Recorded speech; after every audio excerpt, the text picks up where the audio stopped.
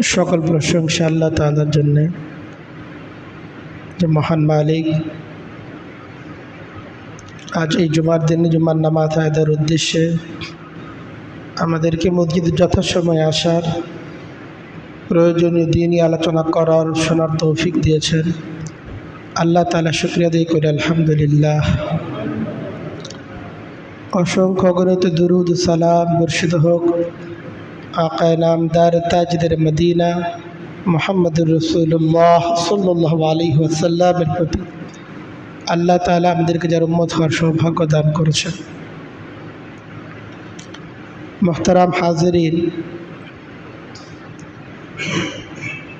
দুনিয়াতে আমাদের দেহের যে রোগগুলো আছে, এই রোগগুলো এমন যে আখিরাতের সাথে এই রোগগুলোর কোনো সম্পর্ক নাই। দুনিয়াতে যে রোগগুলো আছে এগুলো যত বেশি মারাত্মক এবং ভয়ানকই হোক না কেন,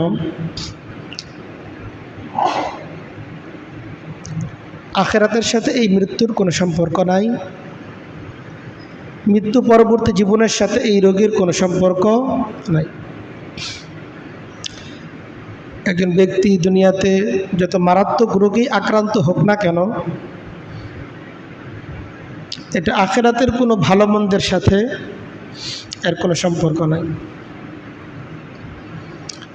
কিন্তু আমাদের আত্মার কিছু রোগ এমন আছে, বরং আত্মার প্রতিটি রোগই এমন যে রোগের সাথে দুনিয়ার যেমন সম্পর্ক আছে, আখিরাতেরও সম্পর্ক আছে।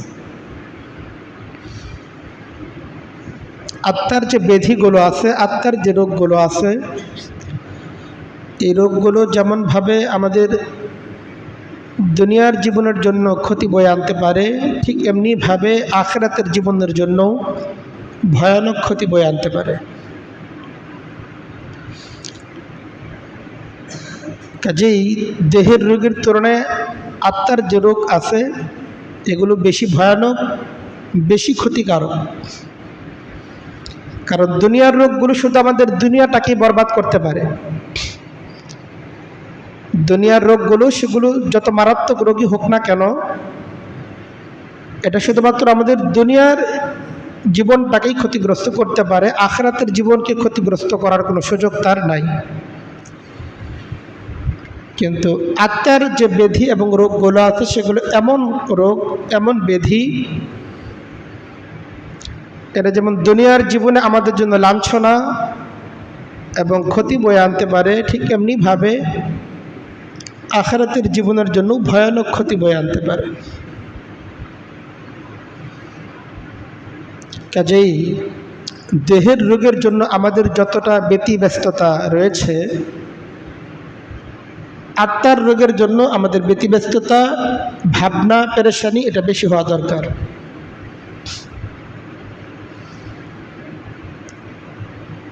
যে সকল আত্মিক রোগ মানুষের দুনিয়া এবং আখিরাতকে বরবাদ করে দিতে পারে, এর মাঝে অন্যতম ভয়ানক ক্ষতিকর একটি রোগ হচ্ছে অহংকার করা, দম্ভ, অহংকার, নিজেকে বড় মনে করা, অন্যকে হেয় তুচ্ছ জ্ঞান করে তাকে অবজ্ঞা করা। এটা এমন এক রোগ যেটা আমাদের দুনিয়ার জীবনের জন্য ক্ষতি বয়ে আনতে পারে, ঠিক এমনিভাবে আমাদের আখিরাতের জীবনকেও ক্ষতিগ্রস্ত করতে পারে। বাকি দুনিয়ার রোগ, কিছু কিছু রোগ এমন আছে যেগুলো সহজেই বুঝে আসে এই রোগে আমি আক্রান্ত হয়ে গেছি। আবার কিছু কিছু রোগ এমন আছে, সূক্ষ্ম রোগ, এগুলো প্রাথমিক পর্যায়ে ধরা পড়ে না, বুঝে আসে না। কিন্তু যখন এটা গোটা দেহে ছড়িয়ে যায়, মরণ ব্যাধিতে পরিণত হয়ে যায়, তখন বুঝে আসে। কিন্তু তখন বুঝে আসলেও আর কোনো লাভ হয় না। তো অহংকার এমন একটা সূক্ষ্ম রোগ, অহংকারে আক্রান্ত ব্যক্তি সে এটা অনুভব করতে পারে না যে আমার মধ্যে এই রোগটা আছে। সে এটাকে অত্যন্ত সহজাতভাবে নেয়। এই রোগে আক্রান্ত ব্যক্তি নিজে অনুভব করে না যে তার মধ্যে যে অহংকারের বীজ দানা বেঁধেছে, সেটা অনুভব করে না। তো অহংকার এমন একটা আত্মিক ব্যাধি এবং আত্মিক রোগ,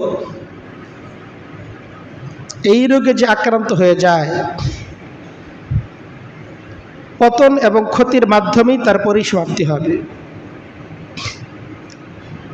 দুনিয়ার জীবনে যেমন এটা ক্ষতি বয়ে আনবে, আর আখিরাতের অনন্ত অসীম জিন্দিগিতে যে ক্ষতি আর ভয়াবহতা এর তো কোনো সীমা পরিসীমা নাই।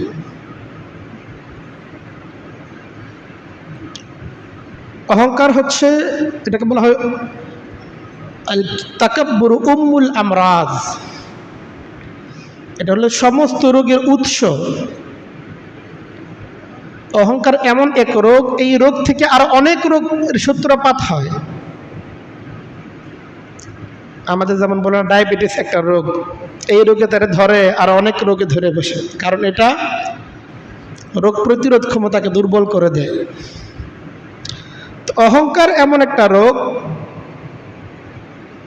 এই রোগ যার মধ্যে থাকে আর অনেক রোগ তার মধ্যে দানা বাঁধার সুযোগ তৈরি করে দেয়। অহংকার হচ্ছে সর্বপ্রথম অপরাধ,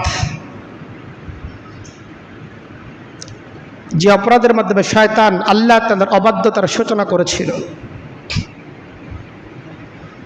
শয়তান যে আল্লাহ তাআলার অবাধ্যতা প্রদর্শন করেছিল, এর ভিত্তি ছিল কি? এর কারণ ছিল অহংকার। পবিত্র কোরআন কারীমের মাঝে আল্লাহ তাআলা সেই কথা উল্লেখ করতেছেন, ওয়াইদ কুল্লা ইসজুদু লিআদম ফাসাজাদু ইল্লা ইবলিস। আল্লাহ বলেন, ওয়াইদ কুল্লা লিল মালাইকাতি ইসজুদু, আমি যখন সকল ফেরেশতাদেরকে বললাম উসজুদু লিআদম, আদমকে সিজদা করো, শয়তান তখন ফেরেশতাদের সাথেই বসবাস করত, কাজেই এই আদেশ তার জন্য প্রযোজ্য ছিল। ফাসাজাদু, সকলেই সিজদা করলো, ইল্লা ইবলিস, কিন্তু ইবলিস যে শয়তান, আল্লাহর কথা সে মানতে পারলো না, আল্লাহ তাদের অবাধ্যতা প্রদর্শন করলো। এর কারণ কি? আল্লাহ বলেন আবা, সে অস্বীকৃতি জানালো যে না, আমি সিজদা করব না। আল্লাহ তাদের অবাধ্যতার সূচনা হইল ইবলিসের মাধ্যমে। কেন? ওয়াস্তাকবারা, আল্লাহ বলেন অহংকারের কারণে। আবা ওয়াস্তাকবারা ওয়া কানা মিনাল কাফিরিন, ইবলিস আল্লাহ তাদের হুকুম মানতে তার অস্বীকৃতি জানালো, ওয়াস্তাকবারা, এবং সে নিজের দম্ভ এবং অহংকারকে প্রদর্শন করলো, ওয়া কানা মিনাল কাফিরিন, এর মাধ্যমে সে কাফের হয়ে গেল। এজন্য অহংকার হচ্ছে সেই অপরাধ, যে অপরাধের মাধ্যমে শয়তান কর্তৃক আল্লাহ তাআলার অবাধ্যতার সূচনা হয়েছিল। এজন্য সমস্ত অপরাধের উৎস বলা হয় অহংকারকে, কারণ এটার দ্বারাই সূচনা। সন্তান জন্মগ্রহণ করে, সন্তানের উৎসকে তার মা। ঠিক এমনিভাবে যত অপরাধ, এত সমস্ত অপরাধের উৎস হইল অহংকার। কারণ আমরা যত অপরাধ করি, এগুলো শয়তানের প্ররোচনা। শয়তান করলো কিসের কারণে? অহংকারের কারণে।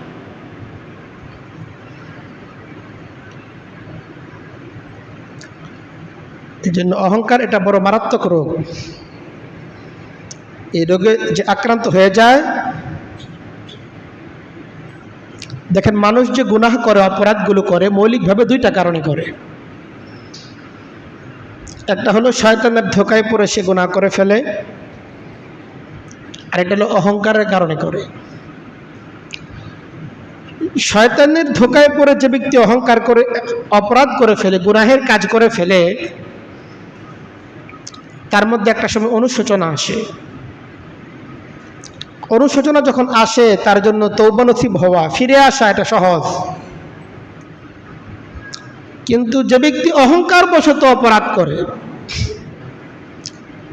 তার ফিরে আসার সম্ভাবনা খুবই কম।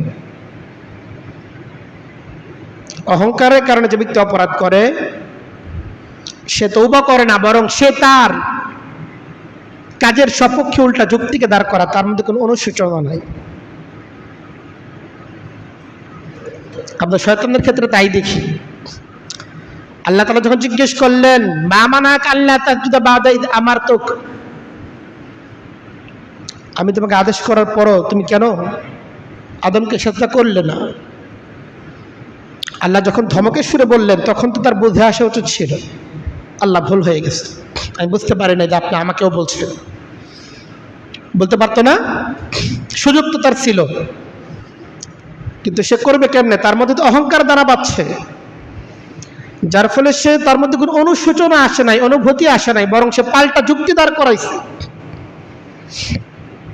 আনা খায়রুম মিনহু, আমি আদমের চেয়ে শ্রেষ্ঠ। খালাকতানি মিন নার ওয়া খালাকতাহু মিন তিন, আপনি আমাকে সৃষ্টি করেছেন আগুন থেকে, আদমকে সৃষ্টি করেছেন মাটি থেকে। তো এজন্য অন্যান্য গুনাহের কাজ যেগুলো মানুষ ভুলবশত ধোকায় পড়ে করে ফেলে, তাদের জন্য তওবা নসিব হওয়া সহজ, সে ভুল বুঝতে পারে। কিন্তু অহংকার বশত যে অপরাধটা একজন ব্যক্তি করে,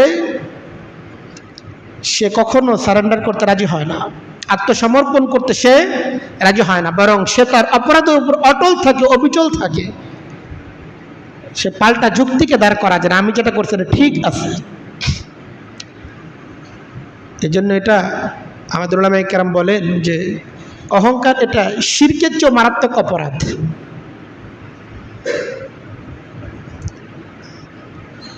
ইবলিস শয়তান যেমন আল্লাহ তাআলার হুকুম মানতে পারেনি অহংকারের কারণে, ঠিক এমনিভাবে যুগে যুগে কাফের মুশরিকরা, তারা যে তাদের জমানার নবীদের দাওয়াতকে গ্রহণ করতে পারেনি,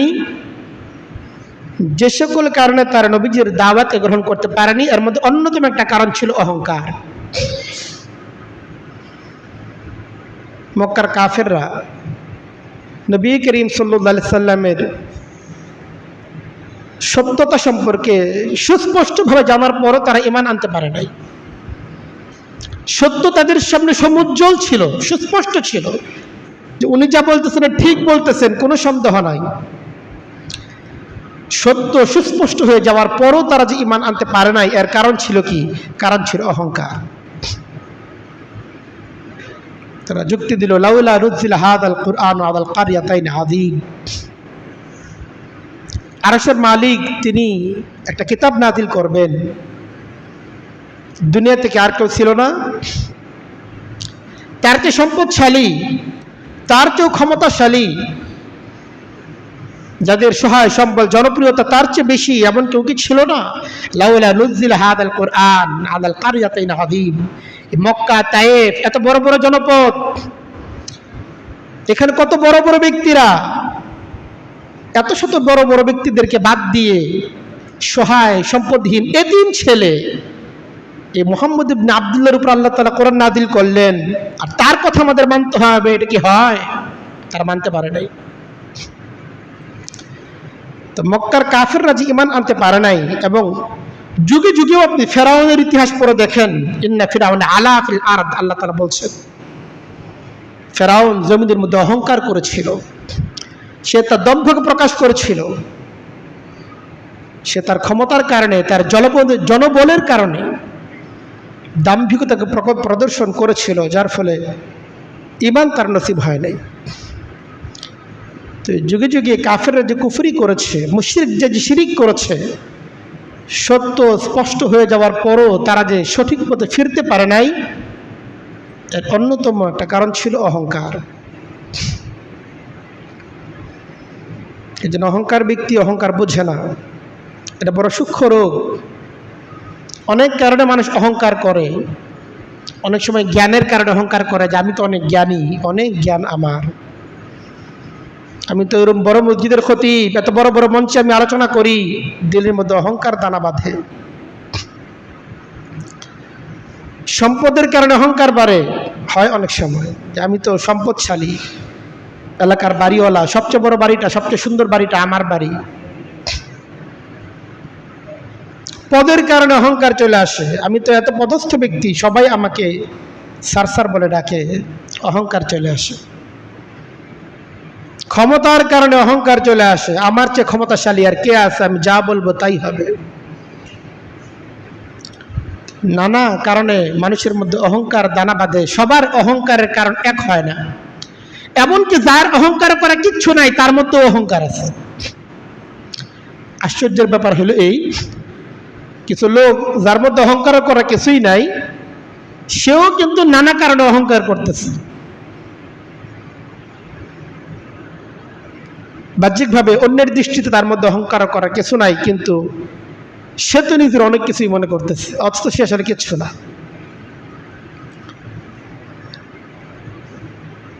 অহংকারের পরিণতি সম্পর্কে পবিত্র কোরআন কারীমের মাঝে আল্লাহ তাআলা বড় হুঁশিয়ারি উল্লেখ করেছেন। আসলে আমরা মানুষ, আমাদের যা কিছুই আছে, যতটুকুই আছে, আল্লাহ তাআলার ক্ষমতার সামনে, আল্লাহ তাআলার রাজত্বের সামনে এগুলোর কোনো তুলনা হয়? আল্লাহ তাআলার বরত্বের সামনে নিজেকে বড় মনে করার কোনো সুযোগ কি আছে? কিছু নেই। হাদিসে কুদসির মধ্যে এসেছে, হাদিসে কুদসি মানে হচ্ছে যে কথাটা আল্লাহ তাআলা বলেছেন, কিন্তু সরাসরি কোরআনে কারীমের মধ্যে সেটা আসে নাই। নবী করিম সাল্লাল্লাহু আলাইহি সাল্লামের জবান দিয়ে সেটাকে আল্লাহ তাআলা প্রকাশ করেছেন। এটাকে বলা হয় হাদিসে কুদসি। হাদিসে কুদসির মধ্যে এসেছে আল্লাহ তাআলা বলেন, আল ইজ্জু ইজারি ওয়াল কিবরিয়াউ রিদাই। মর্যাদা এটা আমার ইজার। ইজার মানে মানুষ তার দেহের নিচের অংশে যে কাপড়টা পরে এটাকে বলে ইজার। ওয়াল কিবরিয়াউ রিদাই, আর অহংকার এটা আমার চাদর, এটা আমার ভূষণ। অহংকার করে আমাকেই সাজে। কাজেই আমার দেহের যে পোশাক আছে, এই পোশাককে নিয়ে যে টানাটানি করবে,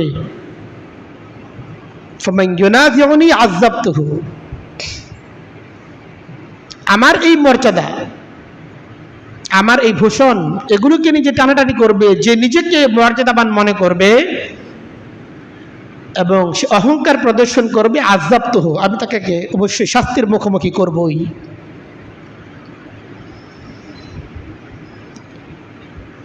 পবিত্র কোরআন কারীমের মধ্যে আল্লাহ তাআলা বলে, ইন্নাল্লাহা লা ইউহিব্বু কুল্লা মুখতালিন ফাখুর। যে ব্যক্তি নিজেকে গর্ব করে, অহংকার করে, দম্ভ প্রকাশ করে, এই জাতীয় দাম্ভিক ব্যক্তিকে আল্লাহ তাআলা কখনোই পছন্দ করেন না।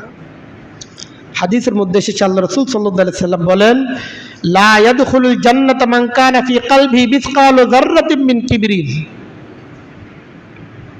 যার অন্তরের মধ্যে সামান্য পরিমাণ অহংকার আছে, এই অহংকার নিয়ে কোনো ব্যক্তি কখনোই জান্নাতে প্রবেশ করতে পারবে না। কিসের অহংকার করেন? আপনার জনবল খুব বেশি, আপনার গোষ্ঠী অনেক বড়, বাড়িটা অনেক উঁচা, দেখতে অনেক সুন্দর, বড় পদে আছেন, অহংকার যদি থাকে, লা দুখুলুল জান্নাহ, অহংকার নিয়ে কোনো ব্যক্তি জান্নাতে প্রবেশ করতে পারবে না। এটা কার বক্তব্য? আল্লাহ রাসূল সাল্লাল্লাহু আলাইহি সাল্লামের বক্তব্য। অহংকার যার মধ্যে আছে, এই ব্যক্তি জান্নাতে প্রবেশ করতে পারবে না। অন্য হাদিসের মধ্যে এসেছে, আল্লাহ রাসূল সাল্লাল্লাহু আলাইহি সাল্লাম বলেন, ইন্নাল মুতাকাব্বিরিনা ইউহশারুনা ইয়াওমাল কিয়ামাহ আমসালা যুররি ফি সুওয়ারির রিজাল। আজকে যারা অহংকার করতেছে, নিজেকে বড় মনে করতেছে, অন্যদেরকে তুচ্ছ জ্ঞান করতেছে, ছোট মনে করতেছে, হেয় করতেছে, অবজ্ঞা করতেছে, ইউহশারুনা ইয়াওমাল কিয়ামাহ ফি আমসালি যুররি। আল্লাহ রাসূল সাল্লাল্লাহু আলাইহি ওয়াসাল্লাম বলেন, এদেরকে কিয়ামতের ময়দানে পিঁপড়ার আকৃতিতে উপস্থিত করা হবে, মানুষ তাদেরকে পদদলিত করবে। কিয়ামতের দিন অহংকারীদেরকে পিঁপড়ার আকৃতিতে কিয়ামতের ময়দানে এদেরকে উপস্থিত করা হবে। ইয়াগশাহুমুন নারু মিন কুল্লি মাকান, চতুর্দিক থেকে আগুন তাদেরকে গ্রাস করবে। ফায়ুসাকুনা ইলা সিজনি জাহান্নাম, যারা অহংকারী আছে তাদের পরিণতি তো জাহান্নামী। আল্লাহ রাসূল সাল্লাল্লাহু আলাইহি সাল্লাম বলেন, দুনিয়াতে যাদের মধ্যে অহংকার ছিল, কিয়ামতের দিন তাদের জন্য যখন জাহান্নামের ফয়সালা করা হবে, তাদেরকে সাধারণ জাহান্নামে রাখা হবে না, উন্মুক্ত জাহান্নামে রাখা হবে না। বরং ফায়ুসাকুনা ইলা সিজনি জাহান্নাম, জাহান্নামের মধ্যে একটা কারাগার আছে, ওই কারাগারের মধ্যে ওদেরকে নিয়ে যাওয়া হবে। দুনিয়াতে যেমন কারাগার আছে, জাহান্নামের মধ্যেও কারাগার আছে। চিন্তা করা যায় জাহান্নামের কারাগার কত ভয়ানক হবে।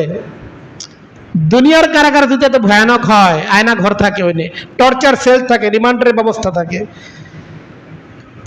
আর জাহান্নামে তো সর্বোচ্চ কঠোরতাই প্রদর্শন করা হবে। ওইখানে তো নির্মমতার কোনো শেষ নাই, কঠোরতার কোনো শেষ নাই। ইউকাদ লাহু বুলাস, জাহান্নামের যে সেই কারাগার, সেই কারাগার নাম হলো বুলাস। হাদিসের মধ্যে আসছে, তিরমিজি শরীফের মধ্যে আসছে, মুস্তাদ আহমদের মধ্যে আসছে। অহংকারীদেরকে জাহান্নামের যে কারাগারের মধ্যে নিয়ে গ্রেফতার দেখানো হবে, এই কারাগারের নাম হইল বুলাস। ইউকাদ লাহু বুলাস, হাদিসের মধ্যে আসছে। তালুহুম নারুল আনিয়া, প্রচন্ড উত্তাপ বিশিষ্ট আগুন তাদের মাথার উপরে থাকবে। ইউসকাউনা উসারাত আহলিন নার, আর সাধারণ জাহান্নামীদের দেহের যত রক্ত, পুজ, যত দুর্গন্ধময় তরল পদার্থ আছে, এইটা এই কারাগারের বাসিন্দাদেরকে পান করানো হবে। দুনিয়াতে যারা অহংকার করে, যে কারণেই তার অহংকার হোক না কেন, তাদেরকে জাহান্নামের কারাগারের মধ্যে নিক্ষেপ করা হবে, এবং সেখানে সাধারণ জাহান্নামীদের যত শরীরের তরল পদার্থ আছে, রক্ত, পুজ, দুর্গন্ধময় যত পদার্থ, মল, মূত্র, এগুলো সেই কারাগারের বাসিন্দাদেরকে পান করানো হবে। এই হচ্ছে অহংকার যারা করবে দুনিয়াতে, তাদের পরিণতি। পবিত্র কোরআন কারীমের মধ্যে আল্লাহ তাআলা বলেন, ইন্নাল্লাযিনা কাযযাবু বিআয়াতিনা ওয়াস্তাকবারু আনহা, যারা দুনিয়াতে আমার আয়াতগুলোকে অস্বীকার করে, ওয়াস্তাকবারু আনহা, অহংকার প্রদর্শন করে এগুলোর ব্যাপারে, লা তুফাত্তাহু লাহুম আবওয়াবুস সামা, তাদের জন্য আকাশের রহমতের দুয়ার কখনোই খোলা হবে না। ওয়ালা ইয়াদখুলুনাল জান্নাহ হাত্তা ইয়ালিজাল জামালু ফি সাম্মিল খিয়াত, ততক্ষণ পর্যন্ত আখিরাতেও তারা জান্নাতে প্রবেশ করতে পারবে না যতক্ষণ না একটা সুইয়ের ছিদ্র দিয়ে একটা উট প্রবেশ করতে না পারে। একটা সুইয়ের ছিদ্র দিয়ে উট কি কখনো প্রবেশ করতে পারবে? এটা যেমন প্রবেশ করতে পারবে না, এটা যেমন অসম্ভব, অহংকারীদের জন্য জান্নাতে প্রবেশ করা তেমনি অসম্ভব। এটা কার বক্তব্য? আল্লাহ তাআলার বক্তব্য। পবিত্র কোরআন কারীমের মধ্যে আল্লাহ তাআলা বলেন, ওয়ালা ইয়াদখুলুল জান্নাহ হাত্তা ইয়ালিজাল জামালু ফি সাম্মিল খিয়াত, যতক্ষণ পর্যন্ত সূচের ছিদ্র দিয়ে একটা উট প্রবেশ করতে না পারবে ততক্ষণ পর্যন্ত অহংকারী ব্যক্তি জান্নাতে প্রবেশ করতে পারবে না। এজন্য আমাদের যাদের অন্তরের মধ্যে অহংকার আছে, আমরা বুঝি না আমাদের মধ্যে অহংকার আছে, অহংকার প্রদর্শন করতেছে, অন্যরা লক্ষ্য করে যে এত অহংকার করতেছে, কিন্তু যার মধ্যে অহংকার আছে সে মনে করে আমি তো নিষ্পাপ, আমার তো কোনো সমস্যা নাই, আমি আবার কি করলাম। যার মধ্যে অহংকার আছে উনি এটা অনুভব করেন না, তিনি যে অহংকার করতেছেন, এটা একটা বড় সমস্যা। যে অহংকার করতেছে সে যদি বুঝতো তাহলে তো সহজ ছিল যে আমি তো এই রোগে আক্রান্ত, আমার করণীয় কি। কিন্তু যার মধ্যে অহংকার আছে সে তো বুঝতেছে না তার মধ্যে অহংকার আছে, তার করণীয় কি। তো অহংকার তো আমাদের মধ্যে অনেক ক্ষেত্রে কম বেশি এসে যায়। দেখেন, একটা হলো বাস্তবতা। বাস্তবতা এই, আপনার কাছে অনেক টাকার মালিক আপনি, আরেকজন আসলেই কম টাকার মালিক, আপনি তারা কম টাকার মালিক মনে করতেছেন, আপনার বেশি টাকার মালিক মনে করতেছেন, এটা তো বাস্তবতাই। আপনি জানেন যে আপনি বেশি সম্পদের মালিক, আরেকজন কম সম্পদের মালিক। আপনি অনেক বড় পদে আছেন, সে একটা ছোট পদে আছে, এটা আপনি জানেন, এটার নাম অহংকার না, এটা তো একটা সত্য কথা। আপনি 5 তলা বাড়ির মালিক, আরেকজন গাছতলায় থাকে, এটা তো বাস্তবতা, এটা জানা, এটা অহংকার নাম না। অহংকার তখন হয় নিজেকে শুধুমাত্র বড় মনে করা, এটা না, বরং অন্যকে যখন আপনি তুচ্ছ করতেছেন, তুচ্ছ জ্ঞান করতেছেন, হেয় করতেছেন, অবজ্ঞা করতেছেন, তখন এটা অহংকারে পরিণত হয়ে যায়। শুধুমাত্র নিজেকে বড় জানা মাধ্যমে অহংকার হয়ে যায় না, যতক্ষণ পর্যন্ত অন্যকে ছোট মনে করে তাকে হেয় এবং তুচ্ছ জ্ঞান করা না হয়। কাজেই অন্যদেরকে তুচ্ছ মনে করা, হেয় জ্ঞান করা, অবজ্ঞা করা, এটা বড় একটা অপরাধ। এত ভয়ানক যে অপরাধ, এবং যে অপরাধের শাস্তি এতটা ভয়ানক, এতটা নির্মম, এই অপরাধ থেকে আমাদের বাঁচা কি জরুরি না? অহংকার নামক যে অপরাধ, দম্ভ নামক যে অপরাধ, এই অপরাধ থেকে বাঁচা আমাদের সকলের জন্যই জরুরি। কাজে অহংকার নামক অপরাধ থেকে আমরা যদি বাঁচতে চাই, আমাদের করণীয় কি? অহংকার, কারণ আমাদের সকলেরই আমরা বিভিন্ন নিয়ামত ভোগ করতেছি, আল্লাহ তাআলার অনেক নিয়ামত আমরা প্রাপ্ত। এই নিয়ামতগুলো অনেক সময় আমাদেরকে অহংকারী করে তোলে। অহংকার থেকে আমরা যদি বাঁচতে চাই, তাহলে আমাদের করণীয় কি? অহংকার থেকে আমরা যদি বাঁচতে চাই, তাহলে আমাদের একটা করণীয় হচ্ছে এই, নিজের উৎসের কথা ভাবা। ফায়ানজুরুল ইনসান মিম্মা খুলিক, আল্লাহ তাআলা বলেন, তুমি অহংকার করতেছ, ভেবে দেখো তোমাকে কোত্থেকে সৃষ্টি করা হয়েছে।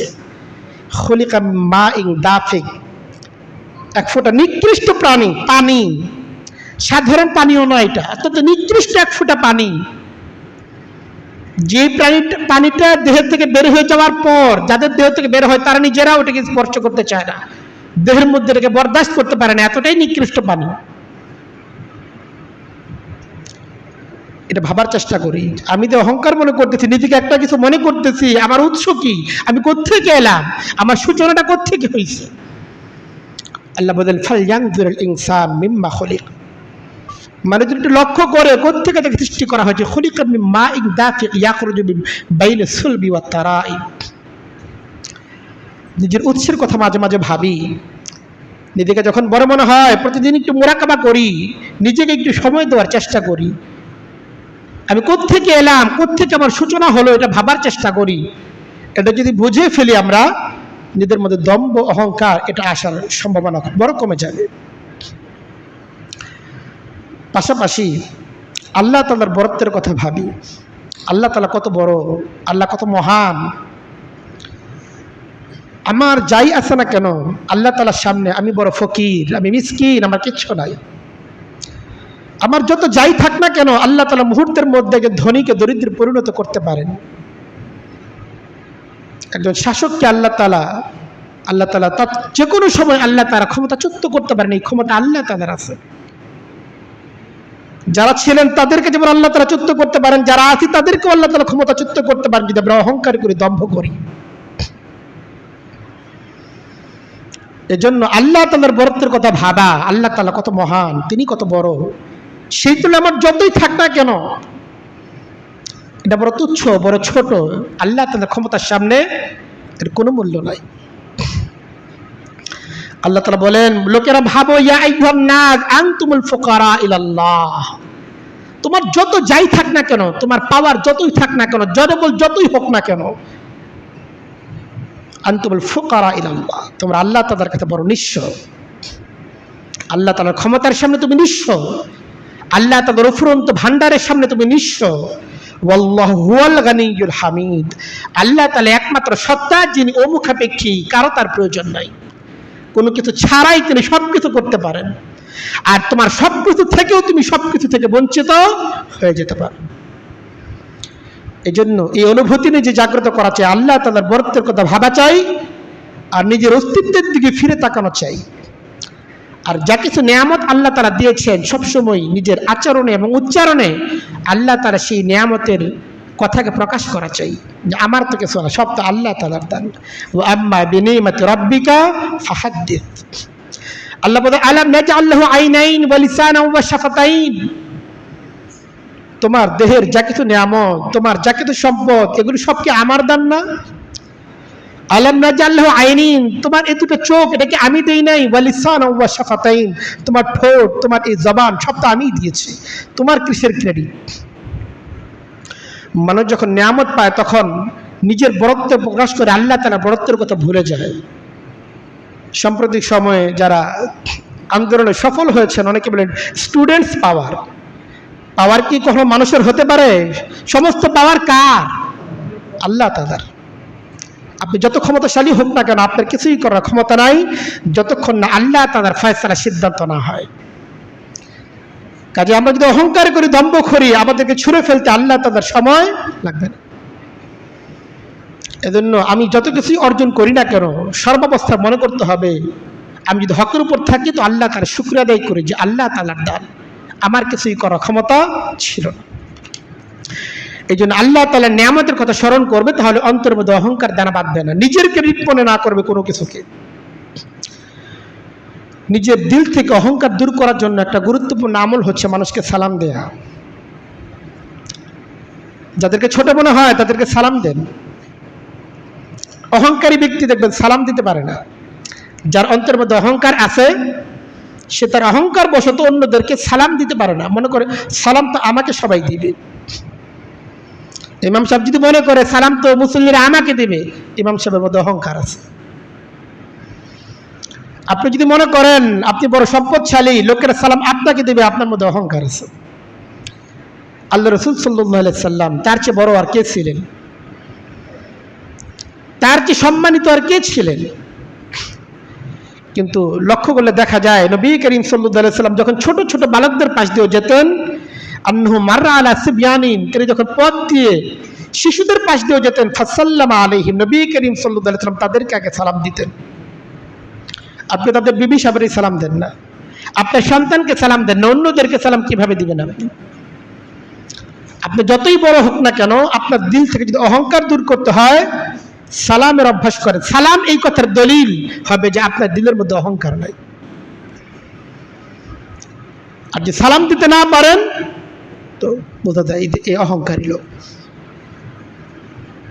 অনেকে তো অহংকার বলছে সালামের উত্তর পর্যন্ত দিতে পারে না, সালাম দিবে তো দূরের কথা, সালাম দিবে তো দূরের কথা, সালামের উত্তরটা পর্যন্ত সে দিতে পারে না। কেন? তার দিলের মধ্যে অহংকার, ভাবটাই তার আলাদা। রাস্তায় যখন চলে নিজেকে এত ঊর্ধ্ব মনে করে, পা মনে হয় আর মাটিতে নাই। আল্লাহ বলে লা তামশি আলাল আরদি মারাহা, জমিনের মধ্যে অহংকার বশত দম্ভ বশত চলাফেরা করো না। এই জন্য সালামের অভ্যাস করার চেষ্টা করি যদি আমরা অহংকার থেকে বাঁচতে চাই। অহংকার থেকে বাঁচার জন্য একটা আমল হচ্ছে এই যে নিচের তবকার লোক যারা, তাদের সাথেও মাঝে মাঝে চলাফেরা করা। আমি যে নিজেকে বড় মনে করতেছি, আমি যে অবস্থানে আছি হয়তো এটা বাস্তবেই বড়, কিন্তু এই বড়ত্ব আমার দিলের মধ্যে অনেক সময় অহংকার নিয়ে আসতে পারে। এই অহংকার থেকে বাঁচার জন্য যেটা উচিত, নিজের নিচের স্তরের লোকদের সাথেও মাঝে মাঝে চলাফেরা করা। আল্লাহ তাআলা নবী করিম সাল্লাল্লাহু আলাইহি সাল্লামকেও এই নির্দেশ দিচ্ছেন। নবী করিম সাল্লাল্লাহু আলাইহি সাল্লাম যখন মক্কার কাফেররা ঈমান আনুক, এটা নবীদের একটা বড় চাওয়া ছিল, তাদের পিছনে তিনি খুব সময় ব্যয় করতেছিলেন। আল্লাহ তাআলা আদেশ করলেন যে না, বড়দের সাথে এত চলাফেরার দরকার নাই। ওয়াসবির নাফসাকা মা আল্লাযিনা, আপনি তাদের সাথে চলেন যারা ছোট কিন্তু তাদের মধ্যে আল্লাহ তাআলার দাসত্ব আছে, আল্লাহ তাআলার ভয় আছে, তাদের সাথে আপনি চলেন, বেশি চলেন। ওয়াসবির নাফসাকা মা আল্লাযিনা ইয়াদউনা রাব্বাহুম বিল গাদাতি ওয়াল আশি ইউরিদুনা ওয়াজহা। আল্লাহ তাআলা তার নবীকে বলতেছেন, হে নবী, যারা সকাল সন্ধ্যা আপনার রবকে ডাকে এবং আপনার রবের সন্তুষ্টি যারা কামনা করে, তাদের সাথে আপনি নিজেকে জুড়ে রাখেন, তাদের সাথে চলাফেরা করেন। এটা যদি আপনি করতে পারেন, আপনার দিলের মধ্যে যে অহংকার আসতে পারে, সে অহংকার আসার সম্ভাবনা দূর হয়ে যাবে। এজন্য নিজের তবকার লোকদের সাথে মাঝে মাঝে চলাফেরা করা উচিত। হ্যাঁ, নিজের আত্মমর্যাদাকে জলাঞ্জলি দিয়ে নয়, নিজের স্বাভাবিক জীবনকে বিসর্জন দিয়ে নয়, কিন্তু তাদের সাথে চলাফেরা করা, এটা আমাদের অন্তরের মধ্যে অহংকার যে আসার আশঙ্কা সেটাকে দূর করে দেবে। অহংকার থেকে বাঁচার একটা আমল হচ্ছে এই, মাঝে মাঝে ইচ্ছাকৃতভাবে এমন কাজ করা যেগুলি কাজ করতে দিলে মন চায় না, যেগুলো নিজের কাছে ছোট মনে হয়, তুচ্ছ মনে হয়, এই জাতীয় কাজ নিজে করা। এমন পোশাক পরা যে পোশাকগুলি মাঝে মাঝে তুচ্ছ মনে হয়, সাধারণ পোশাক মাঝে মাঝে পরেন। অনেকে খুব সবসময় স্মার্ট ভাবে চলেন, অনেক ভালো পোশাক পরেন।